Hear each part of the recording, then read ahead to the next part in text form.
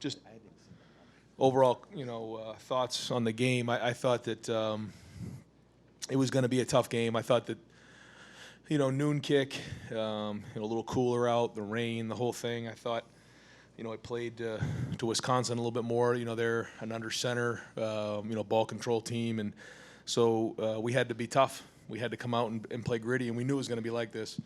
And I thought that the kids answered it. I thought the defense played really, really well in the first half, and they kept giving us at-bats. I thought Justin Fields was really gritty early on, had to run the ball, made some big plays, got the big throw at the end of the half.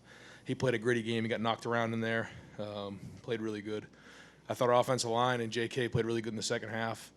And J.K. ran with an edge all day.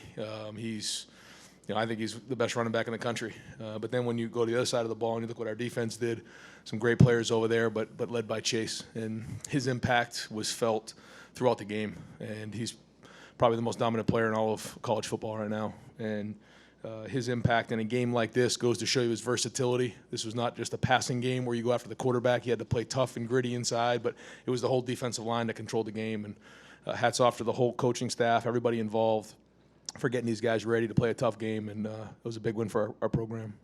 We'll open up with questions. Front row right, Austin. Ryan, before the game, you looked about as fired up as maybe you've been for any game so far. Was that a conscious effort to say this game is going to be different? Did you just get caught up in the emotion today? Did you feel like it was different than any of the others so far? Yeah, I think it maybe was a little different. Yeah, this is they were 13th, in the country coming in, but we knew they were a very, very good team, and they were coming off a loss, and it was raining. It was, it was all those things combined, and it was one of those games where, you felt like it was getting set up where now all of a sudden you're in it in the fourth quarter and it's going to be a hard game. We knew that, and so we talked to our team about it. We challenged them, and big-time players step up in big-time games, and a lot of big-time players did. I mean, when you look at our real guys, they played really good in this game. Over to the left, Bill. Right, you guys started slow on offense. Justin didn't even throw a pass till I think the last minute of the first quarter. Was that a function of the rain and just didn't want to, have a turnover or something kind of crazy happen at the beginning? Yes, absolutely. It was raining sideways. It was hard early on. I mean, it was a mess out there. And in a game like this, you can't be foolish. You can't take chances early in the game. Our defense is playing good, and you can't let your ego get in the way. And try not to do that. Even. That first drive, it's third and whatever, we just hand the ball off and punt. Trust me, that's harder for me to do than anybody in the country. I hate doing that, but I just knew that you can't all of a sudden throw an interception. Now, you're putting yourself behind the eight ball. And so we hung in there. We knew it was going to be that way. And then the rain kind of let up a little bit, and we were able to kind of get the pass game going, which opened things up for us. And just one question. Obviously, first 7 games were blowouts. You knew this would be a test. What did you learn about your team today that maybe you couldn't have in the first 7 games? How tough and gritty we can play. This just goes to show you the potential and how tough we can be. Because I think we're athletic. I think we're talented. But when you come into a game like this and play this hard against this kind of a defense, coming off a loss for them in this type of environment to win like we did, I think it goes to show you how tough we are and that we have the capability to play with anybody in the country. Over to the right, front row, Tim. Yeah, Ryan, Justin Fields is in here, and he said the players kind of teased, whatever you want to call it. J.K. Dobbins challenged him this week. The number 1 running back in the Big Ten was coming in. And I'm just wondering, how much did you challenge the offensive line and J.K. too to step up?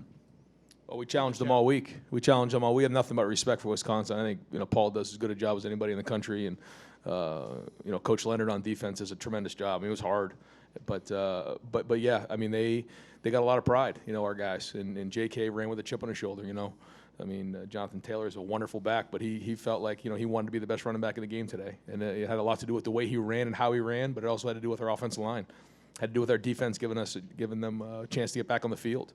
But it was also a challenge for our defensive line against that offensive line and that running back and the whole defense. And I thought that whole defensive staff did a tremendous job, led by Jeff and Greg and Larry and Al Washington and Matt Barnes. Everybody over there all week did a great job, and the scout team. And so many things have to go into it for something like this to happen, and just proud of the way those guys performed. Over to the left, Doug. Ryan, it's probably unfair for me to ask this, and we'll stop asking about this eventually, but you took over for a coaching legend in Urban Meyer. He's in the stadium today doing TV. You do a post-game interview with him. He said a million times how happy he is that you were the guy to take over for him. But you guys want to win every game, but you guys put that on with the old coach standing there in the corner. What was that like when you were over there with Urban, and just what do you think of that whole thing? Yeah, that was a really cool moment for me.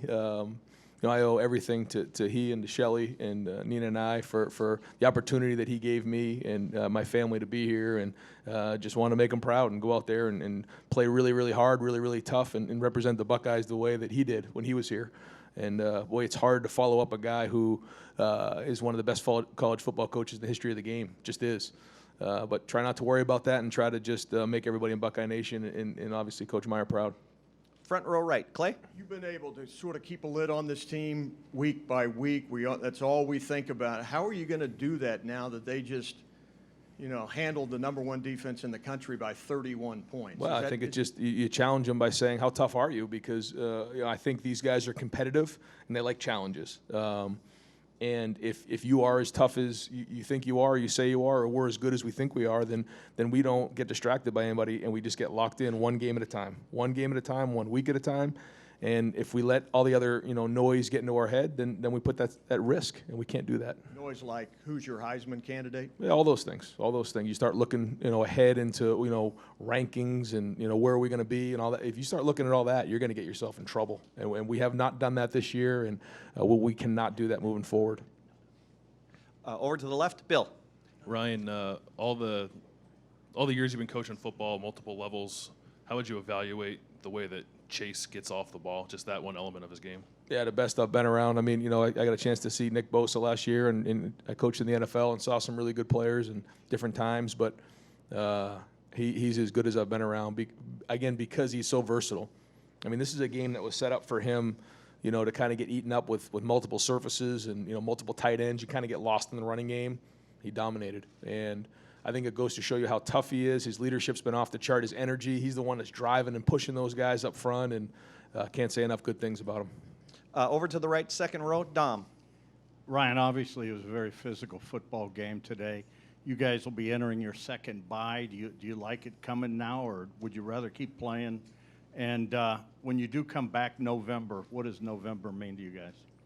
Well, yeah, I don't know. I mean, the schedule is the way it is, and from the beginning, we talked to our team about the way the schedule played out. So they've expected this. We knew where we wanted to be at this point, and we know we'd come up for air, and then talk about that final stretch of 4 games there, and hopefully, we'll go from there. But again, staying locked in on that, and November is the final run. I mean, this is where all the memories are made. This is what it all comes down to. But again, not trying to look too far ahead, just trying to do a great job of getting healthy this week in a bye week.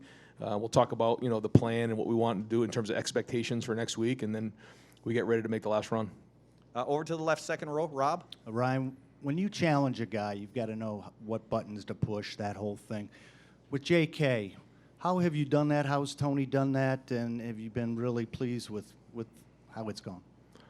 J.K. is the type of guy where if you tell him something, you can scream and yell at him if you want, or you can say it just like this. He's going to do the same thing. He's that kind of a character kid.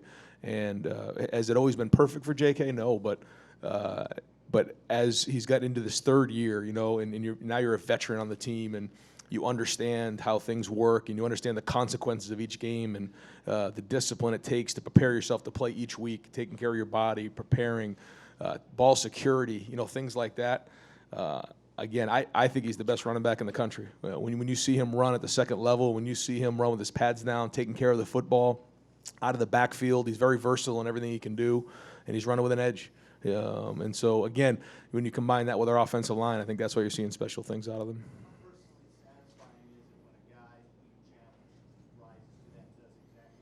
Well, that's when they're made of the right stuff. If you challenge somebody and they wilt and they don't respond, then you got to figure out why. But we have a lot of guys where you challenge them, they respond, which is great. I mean, that's a good sign as a coach. There has to be trust there too. That when you challenge them the right way. You can't create resentment, but when they respond like they have, it is a great feeling. Over to the right, Chuck, third row. Yeah, you know how to play quarterback yourself. So what do you think are the effects and ripple effects on a quarterback's thinking when there's a presence like Chase? Ooh, yeah, it's hard. It's real hard. Yeah, you start to feel ghost and see ghost, especially when he's on your backside. Are you getting the ball out fast enough? And And then the other part of it is a lot of times they have to put an extra guy in protection. So if they're going to go to 7-man protection, now there's only 3 guys out in the route. And so his impact is felt throughout the game schematically. But also if you're a quarterback and you certainly know he's over there, you want to keep half an eye on him, which certainly affects your game. Third row left, Nathan. It's kind of the other side of that, but Justin was obviously kind of banged up today, kind of gritted through that, and then obviously the conditions played a relatively clean game there. So what sort of psychological effect can that have on the rest of the team when he's taking care of that? Oh, I'll tell you what. I thought he played a tough game. I mean, it may not show statistically, but he had as gritty a game as anybody on our team. He got banged around out there. He needed to make some tough runs against, the best rushing defense in America, and he did early on. And then he cracked. Then he got that 2-minute drive going and threw the ball to Olave, and in the second half kept doing the same thing. And when we couldn't get things going, we had to run him a little bit, and he did it. And he was physical. He was powerful. He kept third downs alive. I thought he played really well in this game, and he played tough. And I'm proud of the way he performed. Folks, we have time for just 2 more questions. Left, Ari. Hey, Ryan, I know that you're in a situation right now where you're taking it one day at a time, improvements, all the things that you need to stay focused on. But you've been around a lot of football, a lot of different levels, and I'm wondering, from your perspective, you guys have won every game by 20 or more. It doesn't seem like you've really been tested. No games have been in question in that late second half. What does that say about a team that can win 8 games in a row the way you guys have won? Well, I think it shows toughness, and I think it shows our capability. It's one thing I say that, we talk to the guys all the time about how, if you can do it one week, that means you can do it. But can you do it week in and week out? That's what's really hard in college football. It's like March Madness. You can't lose a game. You're not allowed to. So how do you go about doing that? And when you look at our schedule, we feel like we have a good chance about, with everybody in the schedule. But when you put them all together, it becomes a little overwhelming because so many things come into play, like we're talking about distractions or, things that show up, injuries, lack of focus, not getting your energy level up. Whatever those reasons are, not taking care of the football, all it takes is 1 or 2 of those bad things, and you can get yourself jammed up in this game. And so I think so far it's showing that we are playing with discipline, and we're doing a good job week in and week out of preparing the same way.